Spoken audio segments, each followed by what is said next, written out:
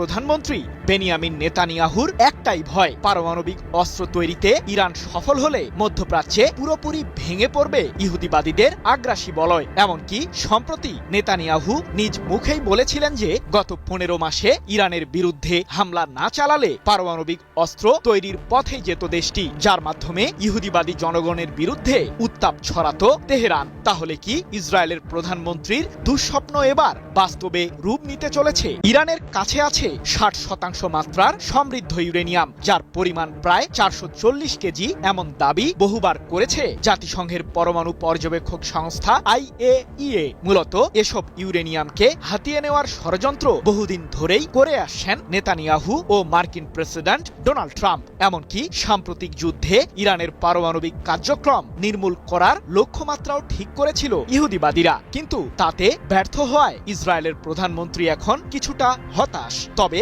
থেমে নেই তাদের ষড়যন্ত্রের ছক তৈরির যাত্রা। ইরানের বিরুদ্ধে যুদ্ধ এখনো শেষ হয়নি, এমন আগ্রাসী মন্তব্য করে ইসরায়েলের প্রধানমন্ত্রী নেতানিয়াহু সম্প্রতি বলেছেন ইরানের কাছে এখনো সমৃদ্ধ ইউরেনিয়াম রয়েছে, যা দিয়ে পারমাণবিক অস্ত্র তৈরি করা সম্ভব। সেগুলো আমাদেরকেই বের করে আনতে হবে। এছাড়াও মধ্যপ্রাচ্যে ইরানের অসংখ্য প্রক্সি গোষ্ঠী রয়েছে, যাদের নির্মূল করা আমাদের দায়িত্ব।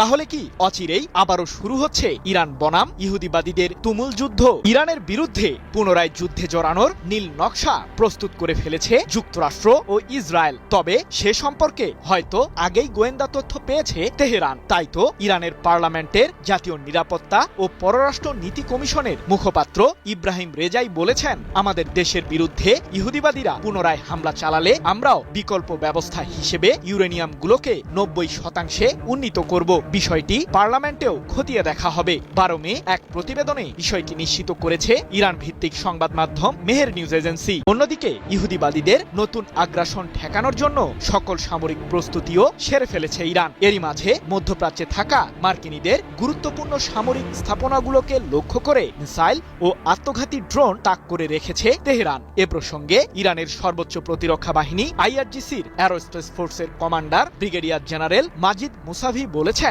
আমাদের ক্ষেপণাস্ত্র ও আত্মঘাতী ড্রোনের বহর শত্রুর সামরিক স্থাপনাগুলোকে নিশানায় রেখেছে। সরকারের উচ্চ মহলের নির্দেশনা পাওয়া মাত্রই এসব মারণাস্ত্র ছুটবে ইহুদিবাদীদের ধ্বংস করতে। বিশ্লেষকরা বলছেন, ইরানের সরকারের সর্বোচ্চ মহলের পক্ষ থেকে স্মরণকালে প্রথমবারের মতো পারমাণবিক অস্ত্র তৈরির ইঙ্গিত দেওয়া হলো। এদিকে নেতানিয়াহু ও ট্রাম্পের মনে ভয়ের মাত্রা বাড়িয়ে তুলতে আরেক চাঞ্চল্যকর তথ্য দিয়েছেন ইরানের পরমাণু শক্তি সংস্থার প্রধান মোহাম্মদ এসলামি। মার্কিনীদের সাথে কূটনৈতিক আলোচনায় পারমাণবিক এবং ইউরেনিয়াম সমৃদ্ধকরণের বিষয়গুলো নেই, এমনটি জানিয়ে ইসলামি বলেছেন, পারমাণবিক স্থাপনা ও ইউরেনিয়াম রক্ষার জন্য প্রয়োজনীয় ব্যবস্থা গ্রহণ করা হয়েছে। এ খাত শক্তিশালী করার কাজ চালিয়ে যাবে ইরান। পারমাণবিক অস্ত্র তৈরিতে ইরানকে কি আর কেউ থামাতে পারবে না? দেশটি কি এবার ইউরেনিয়ামের সমৃদ্ধকরণের মাত্রা 90% উন্নীত করতে চলেছে? ক্ষেপণাস্ত্র ও পারমাণবিক ইস্যুতে যুক্তরাষ্ট্রের সাথে কোনো ধরনের